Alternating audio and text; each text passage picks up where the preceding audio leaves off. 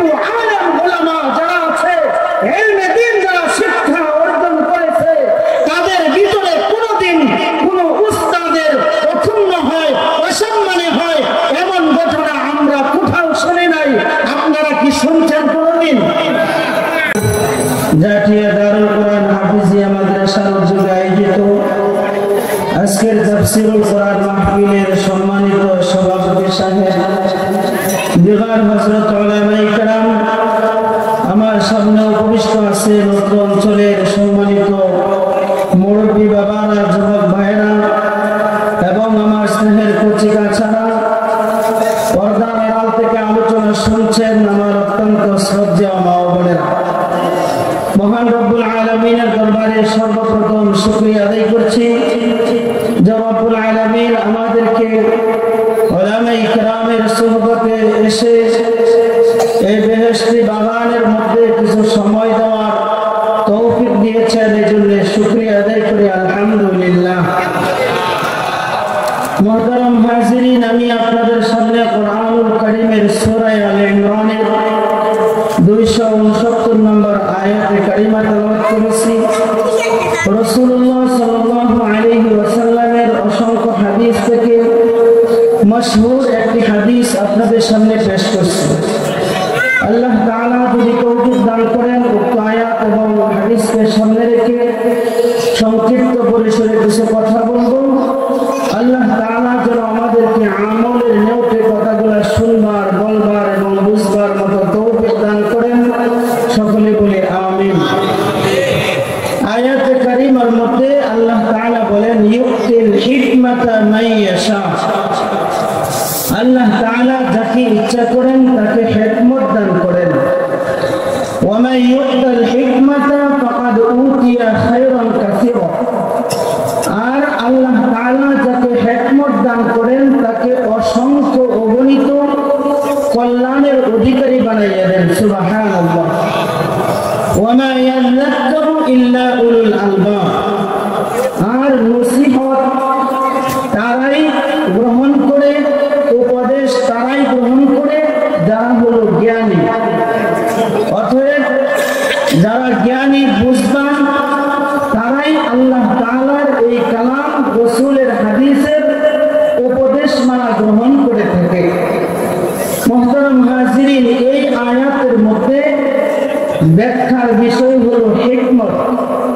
আল্লাহ তাআলা যে বললেন ইউতিল হিকমাতা মান ইয়াশা, আল্লাহ তাআলা যাকে ইচ্ছা করেন হিকমত দান করেন।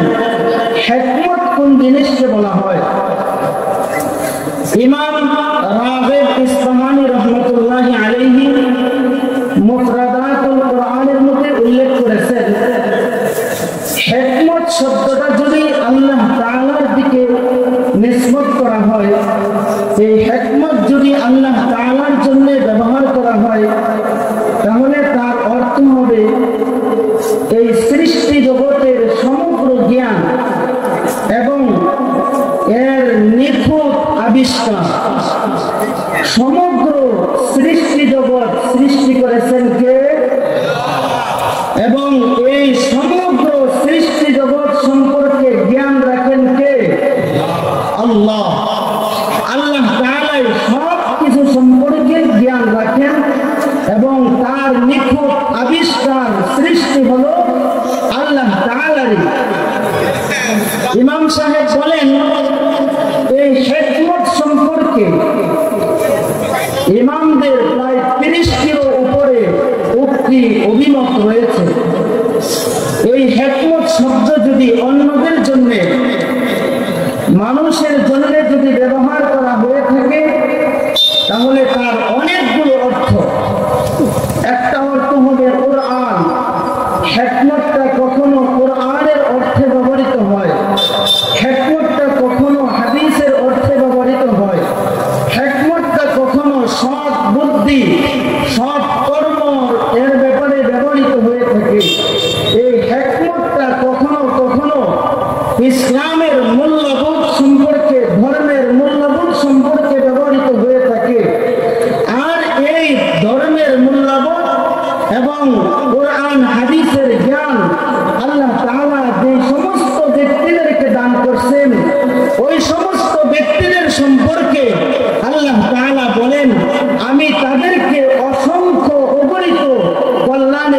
অধিকারী বানাইয়া দিলাম। সুবহানাল্লাহ। একজন মুসলমান তার এই জীবন পরিচালনা করার জন্য একজন মানুষের যে জ্ঞানটুকু তার জন্য জরুরি, হালাল হারাম সম্পর্কে জ্ঞান রাখা, হজ্জের সম্পর্কে জ্ঞান রাখা, নামাজের জরুরি মাসআলা মাসাইল সম্পর্কে জ্ঞান রাখা, কোন ওয়াক্তের নামাজ কত রাকাত এবং কোন রাকাতের মধ্যে কি কি সূরা পড়তে হয়, একটা সূরা সূরা ফাতিহা না জানলে নামাজই হয় না, এই সম্পর্কে জ্ঞান রাখা প্রত্যেকটা মুমিন মুসলমানের উপরে আল্লাহ তাআলা ফরজ করে দিয়েছেন। সুবহানাল্লাহ। আল্লাহর নবী বলেন, তালাবুল ইলমি ফরিদাতুন আলা কুল্লি মুসলিম, প্রত্যেকটা মুমিন মুসলমানের উপরে দ্বীন ইলম শিক্ষা করা ফরজ। এই যে ফরজ বিধান কোন সম্পর্কে বলা হয়েছে, এই যে বয়ানের মঞ্চে বড় বড় বক্তা হওয়া এটা কিন্তু ফরজ না, মসজিদের খতিব হওয়া ফরজ না, ইমাম হওয়া ফরজ না, কিন্তু আমার জীবন ইসলামের শরিয়া অনুযায়ী আল্লাহ তাআলার হুকুম আহকাম অনুযায়ী এই জীবনকে পরিচালনা করার জন্য যতটুকু জ্ঞান দরকার ততটুকু জ্ঞান অর্জন করা একজন মুসলমানের জন্য। এই মুসলমানটা চাই সে কৃষক হোক, এই মুসলমান চাই সে একজন নগণ্য ব্যক্তি হোক, ওই মানুষটার জন্য ইসলামের ওই ন্যূনতম জ্ঞান হাসিল করা আল্লাহর নবী বলেন ফরজ। আর এই ফরজ জ্ঞান যেই ব্যক্তি হাসিল করতে পারবেন, এই ফরজ জ্ঞান যেই ব্যক্তি হাসিল করতে পারবেন, এই ব্যক্তির জন্য ইসলামের উপরে সচলভাবে সুন্দরভাবে ইস্তেকামতের সাথে পরিপূর্ণ থাকা, ওই মুসলমানটার জন্য ইসলামের উপরে বিধিবিধান অনুযায়ী চলা আল্লাহ তাআলা তার জন্য সহজ করে দেন। যে কেউ চাইলেই কি হাফেজ হইতে পারে, যে কেউ চাইলেই কি আলেম হইতে পারে, যে কেউ চাইলেই কি দ্বীন সম্পর্কে জ্ঞান হাসিল করতে পারে, এটা আল্লাহ তাআলার পক্ষ থেকে মনোনীত হইতে হয়। আল্লাহ যাকে চান তাকেই দ্বীনের জ্ঞান দান করেন। মান ইউরিদিল্লাহু বিহি খায়রান ইউফাক্কিহহু ফিদ্দীন। আল্লাহর নবী বলেন, যার ব্যাপারে আল্লাহ তাআলা চান তাকেই দ্বীনের সহিহ বুঝ দান করেন। এবং আল্লাহ তাআলা আয়াতের মধ্যে বলেন, কামা ইউরিদিল্লাহু আন ইয়াহদিয়াহু ইয়াশরাহ সাদরাহু লিল ইসলাম।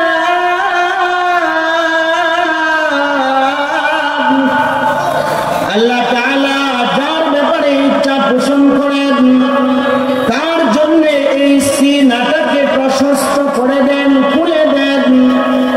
যাকে আল্লাহ তাআলা ইসলামের ব্যাপারে ইচ্ছা পোষণ করেন, দ্বীন দেওয়ার জন্য আল্লাহ তাআলা যাকে চান তার কলবটাকে প্রশস্ত করে দেন, প্রস্তুত করে দেন। আর যার ব্যাপারে আল্লাহ তাআলা চান না তার কলবটাকে এমনভাবে সংকীর্ণ করে দেন।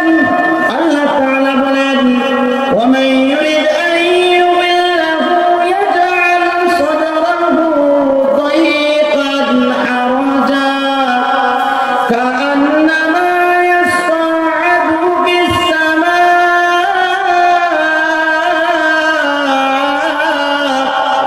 আল্লাহ তাআলা যার ব্যাপারে চান না এই ইসলামের উপরে উঠা, ইসলামের ভিতরে দীক্ষিত হওয়া, তার কলবটাকে এমনভাবে সংকীর্ণ করে দেন যার কারণে ইসলাম ধর্ম গ্রহণ করা, নেক কাজগুলো করা, আসমানের উপরে ওঠা যেমনভাবে কঠিন হয়ে যায়, এই লোকটার জন্য দ্বীন গ্রহণ করা তেমন ভাবে কঠিন হয়ে যায়।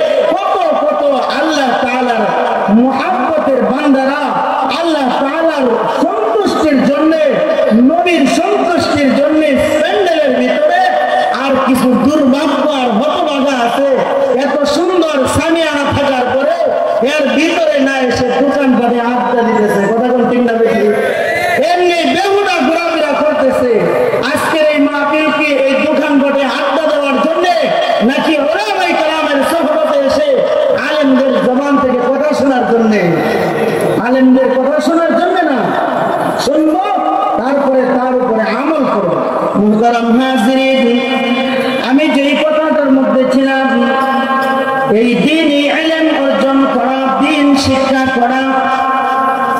হযরত আব্বাস রাদিয়াল্লাহু আনহু তিনি ছিলেন আল্লাহর নবী সাল্লাল্লাহু আলাইহি ওয়াসাল্লামের চাচাদের মধ্যে থেকে একজন। আব্দুল্লাহ ইবনে আব্বাস রাদিয়াল্লাহু আনহু বাবা আব্বাস রাদিয়াল্লাহু আনহুকে এই দ্বীনি ইলম সম্পর্কে জিজ্ঞাসা করা হইল, হযরত আপনি আমাদেরকে বলেন এই আল্লাহর আসমানের নিচে জমিনের উপরে আল্লাহ তাআলা কতগুলো নিয়ামত দান করেছেন, নিয়ামতগুলোর মধ্যে থেকে সবচাইতে উত্তম সবচাইতে দামি নিয়ামত কোন নিয়ামত?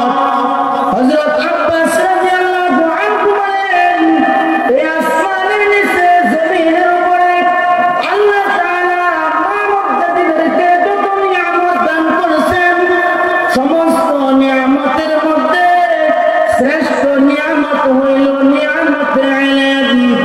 আল্লাহ তাআলা যাকে ইলম দান করেছেন, যাকে দ্বীনের আলেম বানিয়েছেন, যাকে দ্বীনের জন্য জ্ঞানী বানিয়েছেন, এই ব্যক্তি হলো জমিনের মধ্যে শ্রেষ্ঠ। তাহলে এই মানুষ, যেই মানুষের ভিতরে দ্বীনের জ্ঞান আছে, ইলম আছে, সে শ্রেষ্ঠ। তার কারণ কি? হযরত আব্বাস রাদিয়াল্লাহু আনহু চারটি কারণ উল্লেখ করেছেন।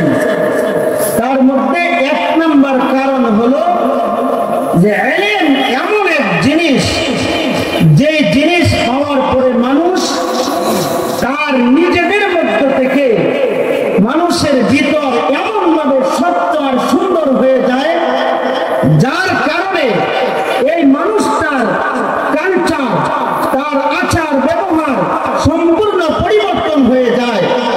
দ্বীনে ইলম তার ভিতরে ঢোকার পরে এই মানুষটার ভিতরে পরস্পরের মহব্বত আর ভালোবাসা তার ভিতরে বৃদ্ধি পাইতে থাকে। দেখবেন মাদ্রাসার ছাত্র এবং উস্তাদদের মধ্যে, জাতীয় দারুল কোরআন মাদ্রাসার সামনে যায় দেখেন, উস্তাদ যখন ক্লাসে ঢুকবেন, ক্লাসে ঢোকার পরে যদি দেখা যায় উস্তাদের জুতাটা একটু এদিক সেদিক হয়ে আসে, ছাত্র দৌড়ায় এসে উস্তাদের জুতাটা ঠিক করে দেয়। উস্তাদ যদি কোথা থেকে আসেন, ছাত্র দৌড়ায় এসে উস্তাদের হাতের মধ্যে কোনো গাঁটটি থাকলে ছাত্র দৌড়ায় এসে এই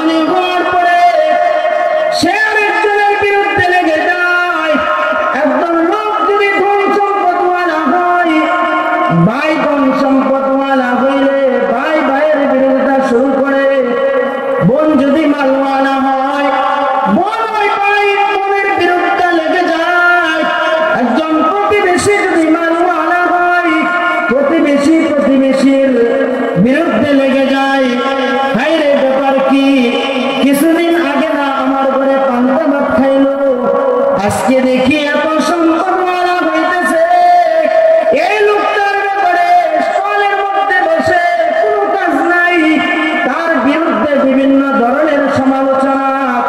এটা কেন হইল?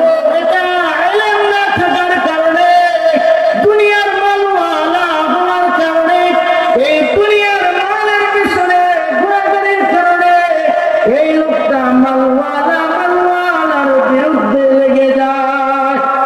কথা ঠিক না বেঠে? এরকম হয় না নাকি আমাদের এদিকে? কিন্তু একজন আলেমকে দেখবেন সে কোনদিন আরেকজনের বিরুদ্ধে লাগতেছে না। কেন লাগতেছে না? এই যে ইউতিল হিকমাতা মাইয়াশা,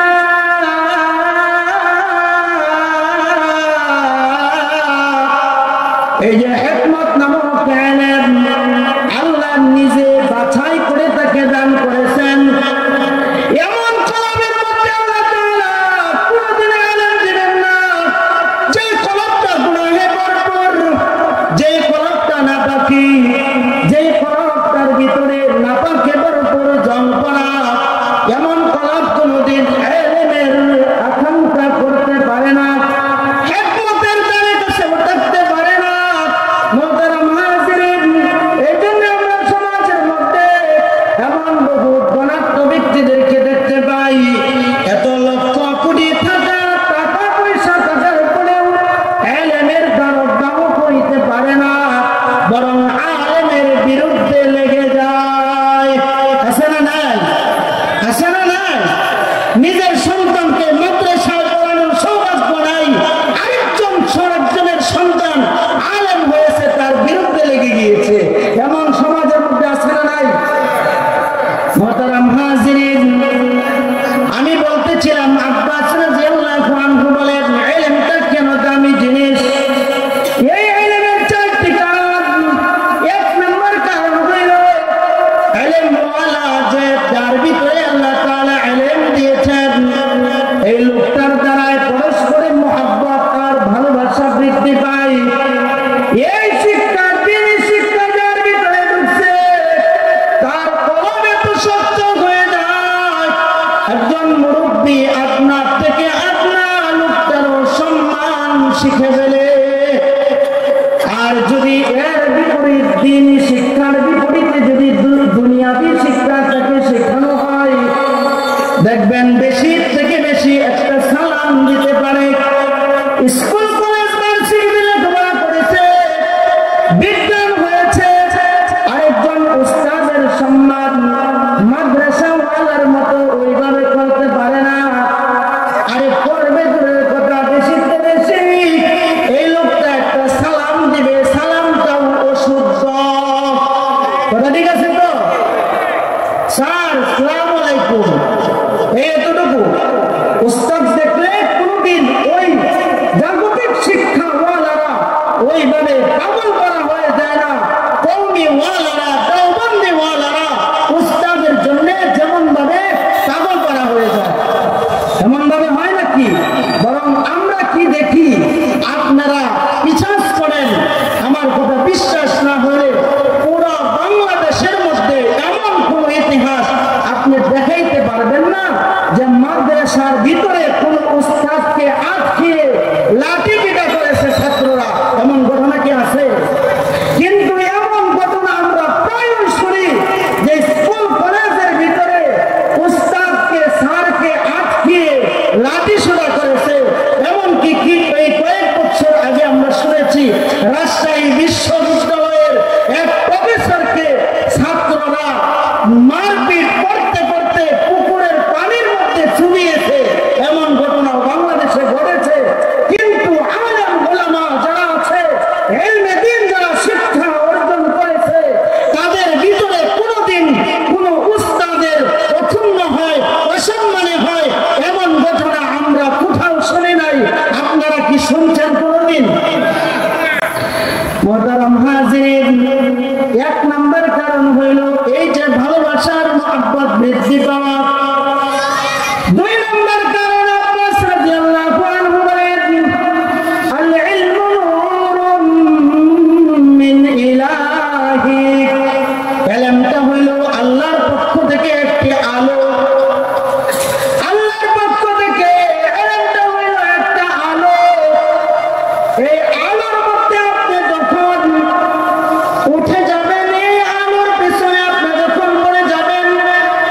দুনিয়ার বিপদ আপদ আপনার থেকে দূরে সরে যাবে।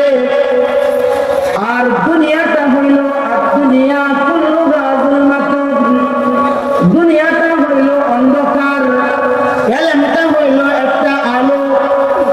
আর এই যে দুনিয়াটা অন্ধকার, এই অন্ধকার দুনিয়াতে চলার জন্য আপনার লাইটের প্রয়োজন। আপনি মনে করেন জাটিয়া বাজারে গেছেন, বাড়িতে আসবেন, রাতটা খুব অন্ধকার, আপনার হাতে লাইট নাই। এখন আপনি কি করবেন?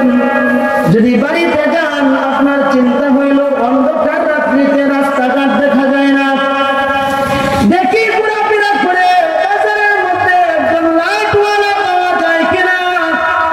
আমার হাতে যে লাইট নাই, আপনি একজন লাইটওয়ালাকে খুঁজতে থাকবেন। ধরেন কথার কথা আপনি দৌড়ে গিয়ে একজন লাইটওয়ালা পাইলেন। আর এই লাইটওয়ালা এমন ব্যক্তি, যে ব্যক্তির সাথে বাজারে আসার আগে আপনি ঝগড়া করে আসছেন, অথবা এমন ব্যক্তি যে ব্যক্তিটার সমালোচনা একটু আগে আপনি করে আসছেন। এখন আপনার হালত কি হবে? এই লোকটার সাথে আপনার বাড়িতে আসতে মন চাইবে, নাকি তার থেকে আবার আপনি দূরে সরে যাবেন? দেখবেন আপনার লজ্জায় মাথাটা হ্যাক হয়ে যাবে। আপনি কিন্তু তার সাথে বাড়িতে আসতে মন চাইবে না। ঠিক এরকম আপনার ভিতরে যদি ইলম না থাকে, আলো যদি না থাকে, তাহলে আপনি একজন আলোওয়ালা, ইলমওয়ালার অনুসরণ করবেন। মুহতারাম হাজিরিন, এই ইলম নামক আলোটা কিরকম গুরুত্বপূর্ণ, কোন ধরনের আলো, কোন ধরনের লাইট? আল্লাহ তাআলা কোরআনের মধ্যে বলেন, কিতাবুন আনজালনাহু ইলাইকা লিতুখরিজান নাস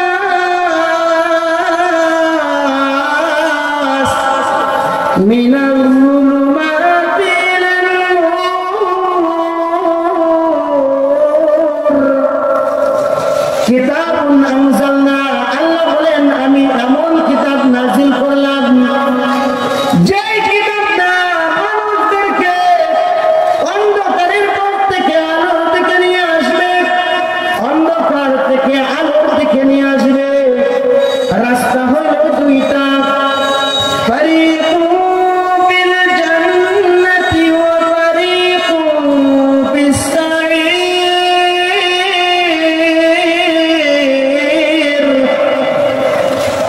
কোরআন তেলাওয়াত করলে নাকি দিল জিন্দা হয়। আপনাদের দিল জিন্দা হইতেছে না মরতেছে? জিন্দা হলে আল্লাহু আকবার বলেন না। আপনি জোরে আল্লাহু আকবার বলবেন, তাতে আল্লাহ তাআলা আপনার সম্মান বাড়িয়ে দিবেন। মুহতারাম হাজিরিন, আল্লাহর পক্ষ থেকে একটা সবুজ কাপড় দ্বারা উলামায়ে কেরামদের উপরে এইভাবে ফেলে দিবেন। পর্দা বাড়ালে আলেমদেরকে ডেকে ফেলবেন। আর আল্লাহ বলবেন, হে বান্দারা, আমি দুনিয়াতে তোমাদের কলবের মধ্যে ইলম নামক দৌলত সংরক্ষণ করেছিলাম। ইলম তোমাদের সিনার মধ্যে দিয়েছিলাম। এমন সিনাকে আজকে এই দিনে জাহান্নামে জ্বালানোর জন্য আমি দেই নাই, বরং আজকের এই দিনে আমি তোমাদেরকে ক্ষমা ঘোষণা করে দিলাম। ইনতালিকু মাগফুরুন লাকুম, ইনতালিকু মাগফুরুন লাকুম, যাও তোমরা যাও জান্নাতের রাস্তা ধরে, আর ইলম নামক আলো দিয়ে তুমি জান্নাতে প্রবেশ করো। আর এই মুহূর্তে হঠাৎ করে দেখা যাবে উলামায়ে কেরাম একজনের পরে একজন সিরিয়াল ধরে যাইতেছেন। হঠাৎ করে দেখা যাবে একজন লোক রয়েছে, একজন আলেমকে ডাকতেছেন, বাবা দাঁড়াও, কোথায় যাচ্ছ? আল্লাহ ঘোষণা করলেন আর জান্নাতে চলে যাচ্ছ। আমার কথা কি মনে আসেনি? আমি জাকিয়া ৮০ বারা একজন, অথবা হারিশার গ্রামের একজন, অথবা জাকিয়া মধ্যপাড়ার একজন। আমার ঘরে ১, ২, ৩ না, প্রায় ৩ থেকে ৪ বছর আমি তোমাকে লজিং রেখেছি।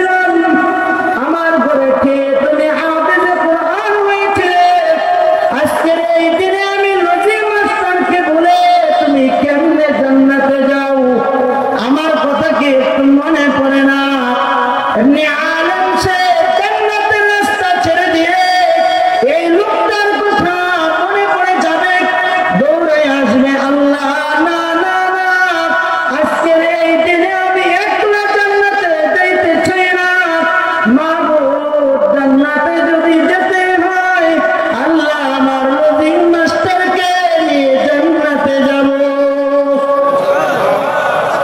আর যদি বলে যে আলেমদেরকে গারমত ছেড়ে দেব, তাহলে তার অবস্থা কি হবে? কি ওই দিন কি যে লোকগুলো আলেমদের বিরুদ্ধে আচরণ করে, এমন লোকগুলো কি ওই দিন যায় দৌড়ে গিয়ে আলেমকে বলতে পারবে যে আমাকে নিয়ে জান্নাতে যাও?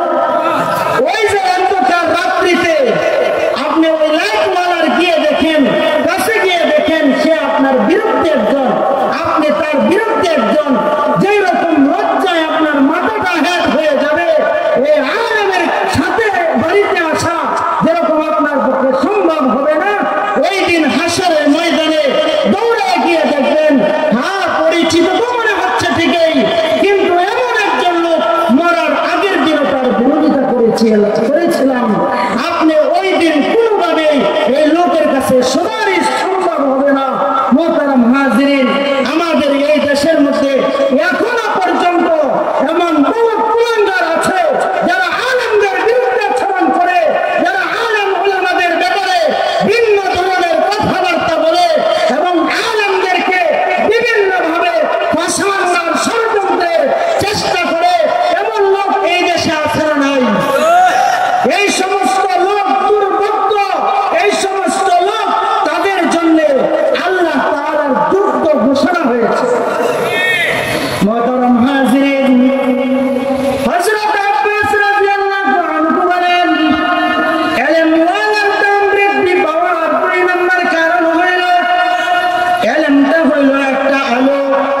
ফা ইন্নাল ইলমা নূরুম মিন ইলাহি, এই আলোর কারণে ব্যক্তিটার মর্যাদা আর তার সম্মান বৃদ্ধি পেয়ে গেল।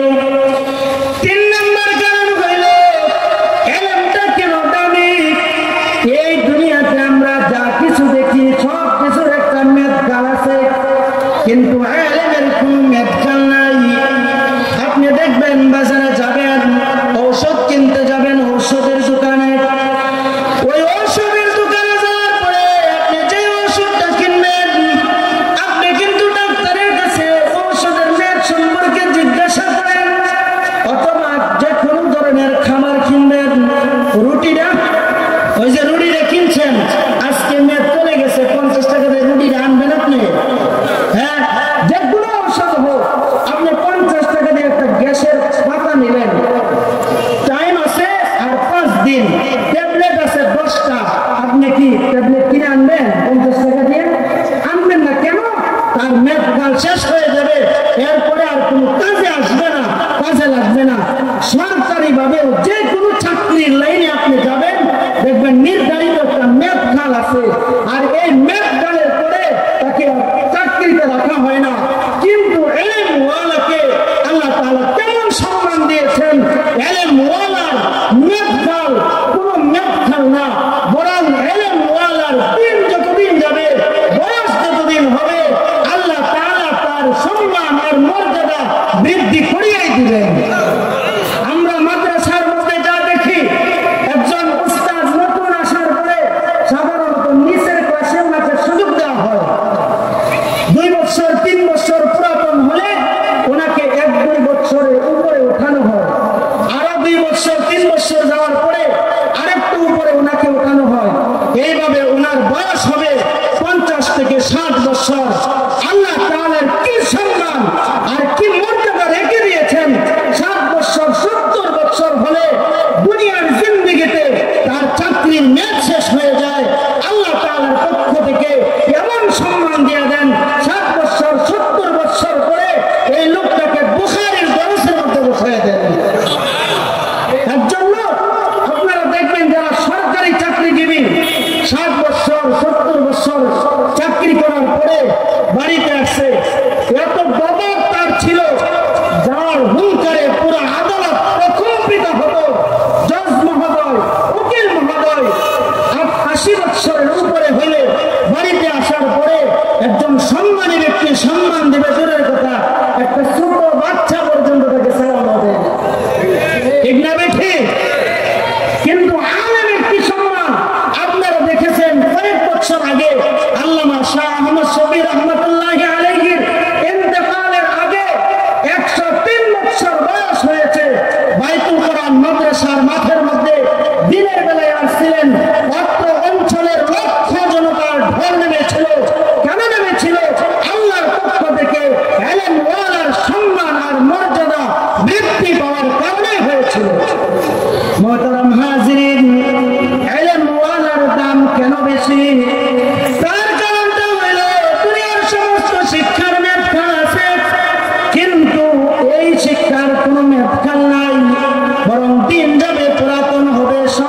বৃদ্ধি পাবে।